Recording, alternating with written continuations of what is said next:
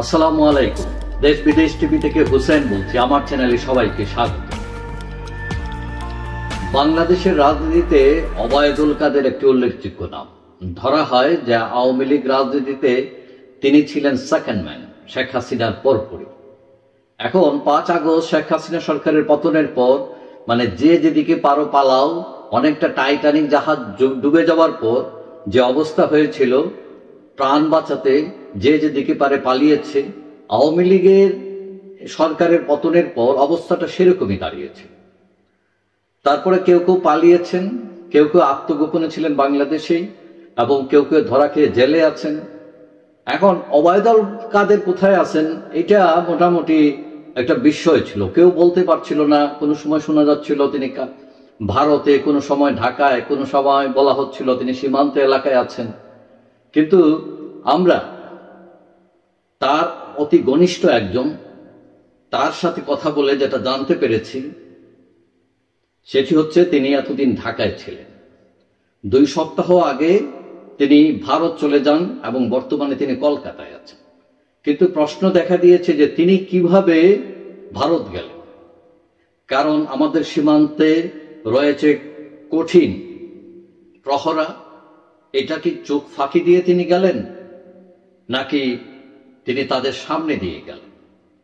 এখন সূত্র বলছে যে তিনি শুধু তাদের সামনে দিয়ে যাননি, সরকার তাকে যাওয়ার ব্যবস্থা করে দিয়েছে, এবং তিনি দিনে দুপুরে তিনি প্রকাশ্যভাবে সীমান্ত পাড়ি দিয়েছেন।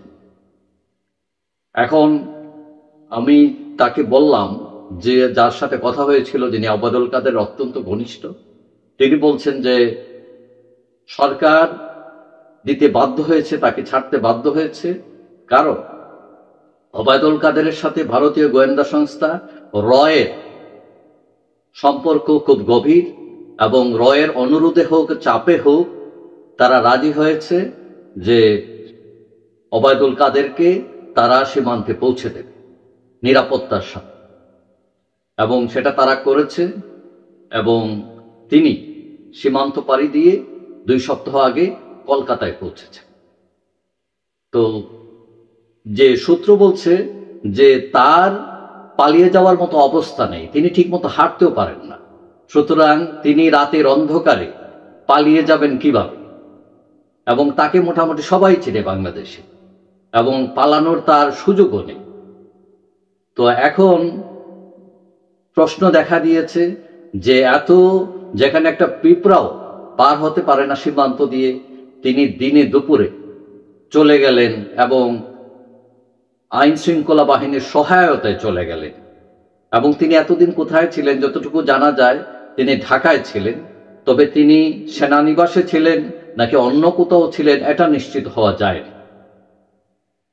এবং এটাও জানা যায় তিনি কলকাতায় যাবার পর আরেকজন প্রাক্তন এমপি আওয়ামী লীগের, যিনি অনেক আলোচিত, তিনি এতদিন ভারতেই ছিলেন, শিলংয়ে, এবং ওবায়দুল কাদের কলকাতায় পৌঁছেছেন শুনে তিনি শিলং ছেড়ে তিনিও ওবায়দুল কাদের সাথে গিয়ে এখন অবস্থান করছেন, এবং তারা দুজনে এখন এক বাড়িতে থাকে। তবে তাকে জিজ্ঞেস করেছিলাম যে তারা যে ওইখানে গিয়েছেন সেখানে অবৈধভাবে থাকলে তাদের অসুবিধা হবে কিনা।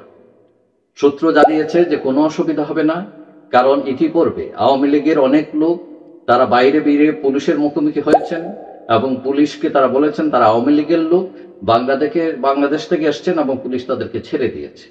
সুতরাং অলিখিতভাবে একটা নিয়ম আছে যে আওয়ামী লীগের কেউ গেলে তাকে পুলিশ অ্যারেস্ট করবে না। তো ধরে নেওয়া যাচ্ছে যে সেখানে ওবায়দুল কাদের কোনো সমস্যা হবে না। এবং আমরা এর আগে শুনেছিলাম যে তিনি শেখ হাসিনার সাথে দেখা করতে চেয়েছিলেন, শেখ হাসিনা রাজি হননি। তবে এটার সত্যতা আমরা জানি না। তবে তিনি এখন কলকাতায় আছেন, এটা মোটামুটি শিওর। যাই হোক, সবাই ভালো থাকবেন। আশা করি দেখা হবে অন্য কোনো ভিডিওতে, ইনশাল্লাহ।